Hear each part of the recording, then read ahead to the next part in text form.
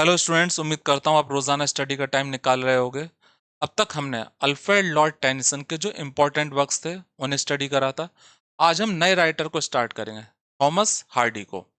Thomas Hardy की biography को study करेंगे। जो भी इंपॉर्टेंट फैक्ट्स हैं उनको रेड कलर में मार्क करा हुआ है, आप स्क्रीनशॉट जरूर लीजिएगा।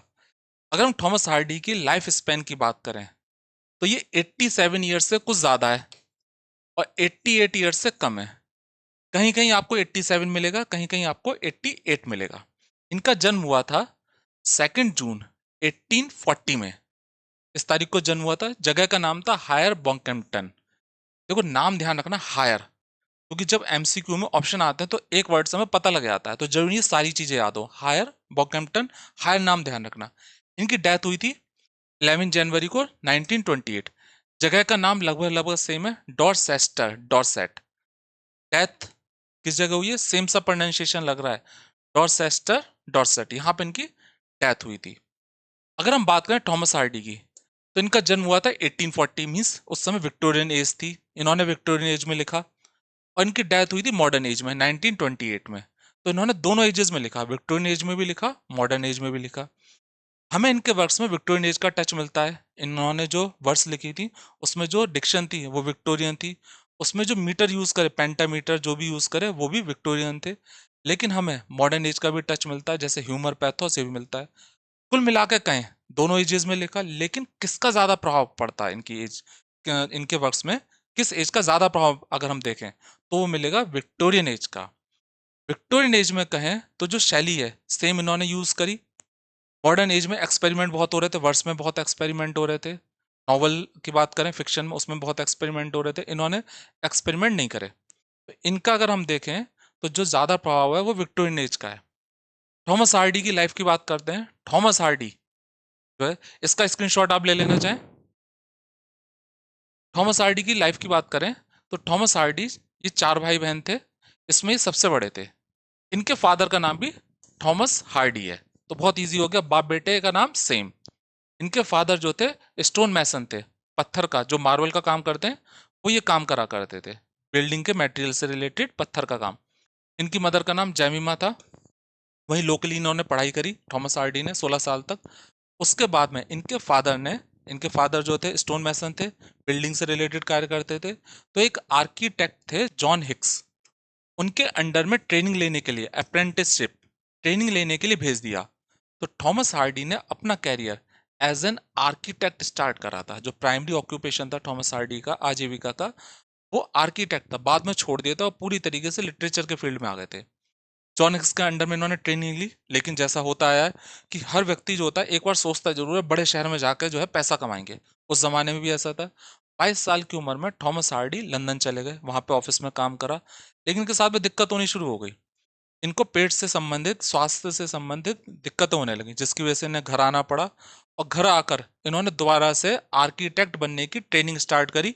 जो जॉन हिक्स थे उन्हीं के अंडर में, और एक दूसरे आर्किटेक्ट और थे, GR क्रिक में, इनके अंडर में इन्होंने आर्किटेक्ट बनने की ट्रेनिंग स्टार्ट करी। एक बार इसका स्क्रीनशॉट ले लो। जो जो इंपॉर्टेंट फैक्ट्स हैं वो रेड कलर में। अगर बात करें थॉमस हार्डी ने, तो पोएट्री भी लिखी, नॉवल भी लिखे। अपना कैरियर लिटरेचर में स्टार्ट करा था नॉवल से। नॉवल से इन्होंने कैरियर स्टार्ट करा था, और ये पोएट्री को ज्यादा पसंद करते थे। इनके जो नॉवेल्स थे वो सीरियली पब्लिश हुए थे। अगर मैं बात कहूं तो चार्ल्स डिकेंस ने अपने वर्क को कैसे पब्लिश करा था, एपिसोड्स में।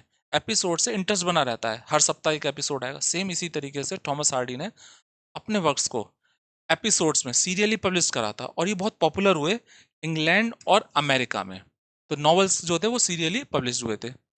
इनके अगर नॉवल की बात करें तो नॉवल जब हम पढ़ेंगे तो हमें लगेगा कि वैसेक्स जगह बहुत ज्यादा मिलेगी। तो ये रीजनल नॉवलिस्ट भी हैं, रीजनल नॉवलिस्ट। मैं इसको बताऊंगा बाद में बायोग्राफी के। थॉमस हार्डी ने का जो फर्स्ट नॉवल था वो पूरी तरह से फ्लॉप रहा था, the poor man and the lady. ये फर्स्ट नॉवल है, लेकिन ये पब्लिश ही नहीं हुआ। ये ऐसा नॉवल है जो सिर्फ उन्होंने लिखा, एडिटर के पास गए, पब्लिशर के पास में गए पब्लिश कराने के लिए, लेकिन सबने रिजेक्ट कर दिया, बोले खराब वर्क है। बाद में इन्होंने सुधार करा और दूसरा वर्क पब्लिश करा। तो फर्स्ट वर्क ये है, लेकिन ये पब्लिश नहीं हुआ। जो इनका फर्स्ट वर्क था जो पब्लिश हुआ, जिससे पहचान मिली, वो था डिस्परेट रेमेडीज, 1871 में पब्लिश हुआ। ये फर्स्ट वर्क था जो पब्लिश हुआ। और जो इनका सक्सेसफुल रहा वो था अंडर द ग्रीनवुड ट्री, 1872 में। ये इनका फर्स्ट वर्क था जो सक्सेसफुल रहा। तो इसका स्क्रीनशॉट ले लो, फिर आगे बढ़ते हैं अब हम। अगर हार्डी की बात करें, थॉमस हार्डी की, तो इनकी शादी हुई थी एमा लेविनिया गिफर्ड। एमा लेविनिया गिफर्ड से ये एक जगह मिले। He fell in love with her, शादी हो गई, और जैसा होता है यार, पहला साल बहुत बढ़िया बीता और उसके बाद में लड़ाई झगड़े शुरू। इनकी वाइफ का जो जो झगड़ती थी उसका कारण क्या था? थॉमस हार्डी के जो वर्क्स थे उसमें सेक्सुअलिटी और थॉमस हार्डी के रिलेशनशिप दूसरे लोगों के साथ में थी, जो मेल फीमेल थी उनके साथ में, जिस वजह से इनकी वाइफ बहुत ज्यादा चिढ़ा करती थी। ये लड़ाई का एक मेन कारण भी था। थॉमस हार्डी और इनकी वाइफ बाद में जो था लड़ाई झगड़ा होता रहा, कॉम्प्रोमाइज भी हुआ, और बाद में एक घर में चले गए, मैक्स गेट। ये इन्होंने डॉर्सेस्टर, जहां पे डेथ हुई थी, यहाँ पर एक घर लिया मैक्स गेट। यहाँ पर ये रहने चले गए दोनों। इस घर का जो डिजाइन करा था खुद थॉमस हार्डी ने ही करा था। इन थॉमस हार्डी और इनके भाई दोनों ने इस घर का डिजाइन करा था। यहाँ पे दोनों हस्बैंड वाइफ रहने लगे। कुछ समय बाद में ये दोनों अलग भी हो गए। अगर हम बात करें, इसके बाद में इनका नॉवल आया था far from the madding crowd. इससे ये बहुत पॉपुलर हो गए, इससे काफी पैसा भी मिला, और बाद में इन्होंने आर्किटेक्ट के तौर पे जो इनका प्रोफेशन था उसे छोड़ दिया, क्योंकि अब इन्हें जो था रॉयल्टी आने लगी, पैसा इनके पास में आने लगा, एक सक्सेसफुल हो गए। इनके जो वर्क्स हैं, बात करें नॉवल के तौर पे, the return of the native बहुत इंपॉर्टेंट है। The mayor of castor bridge, ये मैं आपको पढ़ाऊंगा, इंपॉर्टेंट है। द वुडलैंडर्स इतना खास नहीं है। टेस ऑफ द डेवरविलिस बहुत इंपॉर्टेंट है। जूड द ऑब्सक्योर, ये सारे वर्क इंपॉर्टेंट है, मैं आपको पढ़ाऊंगा। ये इन्होंने जो था पब्लिश कराए। कई लोग जो थे, जो समय क्रिटिक थे, वो इनके वर्क से बहुत ज्यादा ऑफेंडेड भी हुए, उन्होंने काफी क्रिटिसाइज करा। टेस ऑफ द डेवरविलिस को क्रिटिसाइज क्यों करा गया? क्योंकि जो टेस एक लड़की थी, वो जिस तरह से उसको दिखाया गया था, कैसे एक लड़की जो है उसको फांसी पे लटका दिया जाता है, थॉमस हार्डी ने प्रहार करा था, जो विक्टोरियन विक्टोरियन एज में जो नैतिकता की बात होती थी उस पर प्रहार करा था। तो टेस ऑफ द डेविल को क्रिटिसाइज करा गया। उसी तरीके से एक दूसरा वर्क था जूड द ऑब्सक्योर। इसमें जो हीरोइन थी, जूड, जो जूड था, उसको काफी क्रिटिसाइज करा गया, क्योंकि काफी सेक्सुअली ओपन था। और इतना ज्यादा क्रिटिसाइज करा थॉमस हार्डी को कि थॉमस हार्डी ने कुछ समय तक नॉवल ही नहीं लिखे और पूरी तरीके से पोएट्री को लिखना शुरू कर दिया। इसका एक बार स्क्रीनशॉट ले लो, फिर आगे बढ़ते हैं अब हम। थॉमस हार्डी की बात करें तो इनके जो नॉवल हैं जब हम पढ़ेंगे तो हमें लगेगा वो ट्रेजेडी में खत्म हो रहे हैं, ट्रेजिक हैं। तो ऐसा लगेगा जैसे Thomas Hardy by nature pessimist होंगे, ठीक है, हमेशा जो है निराशावादी होंगे। लेकिन जब थॉमस हार्डी से पूछा गया तो उन्होंने कहा कि मैं पैसिमिस्ट नहीं हूं। उन्होंने कहा ही कॉल्ड हिमसेल्फ अ मीलियोरिस्ट, मैं मीलियोरिस्ट हूं। मीलियोरिस्ट होता है सुधारवादी। अब सुधारवादी वो वाला नहीं, रिफॉर्मिस्ट थोड़ा अलग होता है। ये वर्ड बना है मिलियोरिज्म से। मिलियोरिज्म सुधारवाद, उन्नतिवाद। मिलियोरिज्म जो होता है वो बात करता है कि जो वर्ड है ये खुद ब खुद इंप्रूव करता है, और ह्यूमन जो है, इंसान जो है, वो इसको सुधार सकता है। जैसे अगर हम बात करें तो कोरोना में क्या हुआ, प्रकृति ने खुद ब खुद इंप्रूव करा, और इंसान चाहे तो इसे सुधार सकता है। तो ये मिलोरिज्म होता है, और ये अपने आप को मिलोरिस्ट मानते थे। थॉमस हार्डी जो थे बाई फेथ क्रिश्चियन थे, लेकिन इनका बाद में जो विश्वास था वो खत्म हो गया। उस समय जो था डार्विन की जो एक थ्योरी आई थी, थ्योरी ऑफ एवोल्यूशन, जिसमें बात करी गई थी कि जो इंसान है उसके जो स्टार्ट हुई है, जो इंसान है वो पहले क्या था, जानवर था। बाद में क्रमिक विकास में इंसान जो है वो जानवर से इंसान बना है, जानवर था फिर इंसान बना। अब ये थ्योरी ऑफ एवोल्यूशन है, ये पूरी तरीके से ईश्वर के अस्तित्व के खिलाफ है। क्योंकि ईश्वर का अस्तित्व का मतलब क्या है, अल्लाह, गॉड, ईश्वर, कि भगवान ने इंसान को बनाया है। और थ्योरी ऑफ एवोल्यूशन पूरी तरीके से उसको गलत सिद्ध करती है। तो थ्योरी ऑफ एवोल्यूशन के बाद में क्या हुआ, थॉमस हार्डी ने as a Christian, practising Christian होना बंद कर दिया, सिर्फ इनका नाम रह गया। तो इनका ईश्वर के ऊपर से विश्वास कुछ खत्म ही हो गया था। अगर बात करें थॉमस हार्डी, तो ये जो थे अपने आप को प्राइमरली पोएट मानते थे। ये मानते थे कि अगर लिटरेचर में मुझसे पूछा जाए who am I, poet first और नॉवलिस्ट फर्स्ट, तो ये कहते थे कि मैं अपने आप को पोएट के तौर पे पहले आइडेंटिफाई करूंगा। और ये पोएट्री को ऊपर रखते थे फिक्शन से। तो पोएट्री को फिक्शन से ये हमेशा ऊपर रखते थे। पोएट्री की बात करें तो इनका पहला जो वॉल्यूम पब्लिश हुआ था वो था वेसेक्स, पोम्स, ये पहला वॉल्यूम इनका पब्लिश हुआ था। इसके बाद में इन्होंने कुछ एंटी वॉर पोम्स लिखी थी। एंटी वॉर, एंटी वॉर से मतलब क्या है, उस समय क्या था कि लड़ाई बहुत चल रही थी, इंग्लैंड की लड़ाई दूसरे देशों से चल रही थी, लोग मारे, सैनिक मारे जा रहे थे, तो इन्होंने इन पोम्स में जो लड़ाई थी उसको क्रिटिसाइज करा था, तो एंटी वॉर पोम्स लिखी थी। और ये जो पोम्स थी ये पब्लिश हुई थी, जो एक वर्क था वॉर पोएम्स के नाम से। बाद में ये सभी पोम्स पब्लिश हुई, एक पूरा वॉल्यूम था बहुत lengthy, poems of past and the present. इसमें ये सारी की सारी एंटी वॉर पोम्स पब्लिश हुई। एक और इनका जो है वॉल्यूम पोम्स का पब्लिश हुआ था, टाइम्स लाफिंग स्टॉक्स। इसका स्क्रीनशॉट ले लेना, ये 3 वॉल्यूम्स का जरूर ध्यान रखिएगा, ये पोएट्री से रिलेटेड वॉल्यूम है। आगे बढ़ते हैं। थॉमस हार्डी, थॉमस हार्डी की जो पहचान है पोएट्री के क्षेत्र में, वो एक इन्होंने बहुत लेंदी वर्क लिखा था, द डायनेस्ट्स। ये वर्क लिखा था, ये पोएटिक ड्रामा है। पोएटिक ड्रामा से मतलब है कि इसे थिएटर में परफॉर्म नहीं करा जा सकता, केवल पढ़ा जा सकता है। ब्लैंक वर्ड्स में लिखा था, बहुत लेंदी वर्क है, और इसका जो सबटाइटल था वो था an epic drama of the war with Napoleon. ये मैं आपको पढ़ाऊंगा, ठीक है। बहुत लेंदी वर्क है, केवल इंपॉर्टेंट चीजें ही इसकी कराऊंगा। जब ये वर्क पब्लिश हो गया तो इसमें इंग्लैंड की बहुत अच्छी इमेज दिखाई हुई थी, तो इनको बाद में 1910 में अवार्ड मिला, ऑर्डर ऑफ द मेरिट।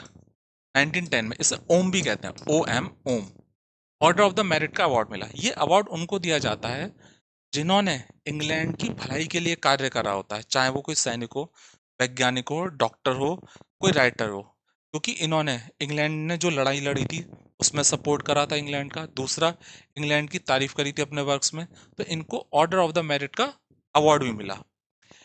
बाद में इनकी फर्स्ट वाइफ जो थी एमा, उनकी डेथ हो गई। अब क्या हुआ, जीते जी तो इनकी खूब लड़ाई हुई, जब डेथ हो गई तो इन्हें बड़ा दुख हुआ, बहुत दुखी हुआ, अपने आप को इन्होंने कोसा भी कि जो मुझे ऐसा नहीं करना चाहिए था। लेकिन होता है जैसे इंसान की एक होती है ना, कि दुखी होता है और बाद में पता लगा फिर उम्मीद ढूंढ लेता है, इन्होंने भी उम्मीद ढूंढ ली। इनकी जो थी एक सेक्रेटरी थी, फ्लोरेंस एमिली डगडेल, ये 39 ईयर्स इनसे छोटी थी, उनसे इन्होंने शादी कर ली। तो डेथ हुई वाइफ की, बहुत दुखी हो, और बाद में 39 ईयर्स जो छोटी एक सेक्रेटरी थी फ्लोरेंस एमिली डगडेल, उनसे इन्होंने शादी कर ली। बाद में इन्होंने इंग्लैंड जो था, उस समय फर्स्ट वर्ल्ड वॉर शुरू हो गई, इन्होंने इंग्लैंड के जो सैनिक थे जहाँ पे घायल थे हॉस्पिटल में गए, उनको सपोर्ट करा, उनको जो एक तरह से इंस्पायर करा। इंग्लैंड के जो आर्मी थी और गवर्नमेंट थी, सबको जो है पूरी तरह सपोर्ट करा, तो काफ़ी इनकी इज्जत जो थी समाज में बहुत बढ़ गई थी। बाद में 11 जनवरी 1928 को, लगभग 87 या 88 की एज में इनकी डेथ हो गई। अच्छा, इनकी डेथ भी बड़ी कॉन्ट्रोवर्शियल रही। इनको दफनाया गया था 16 जनवरी, 11 जनवरी को डेथ हुई, 16 जनवरी को दफनाया गया वेस्टमिनिस्टर एबी।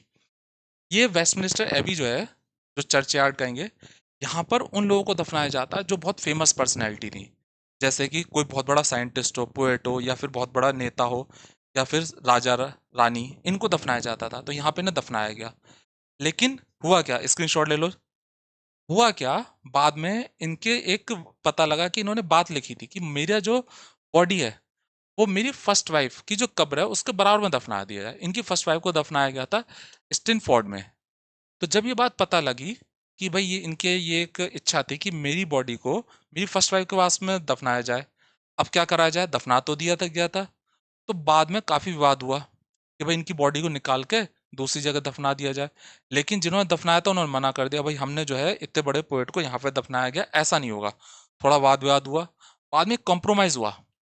कॉम्प्रोमाइज ये हुआ कि थॉमस हार्डी का जो हार्ट है बॉडी का, उसे निकाल लेंगे। तो जो थॉमस हार्डी का हार्ट है, हृदय, उसको निकालकर जो इनकी फर्स्ट वाइफ थी जहाँ पे दफनाई गई थी उसके बराबर में दफना दिया गया, हार्ट को केवल।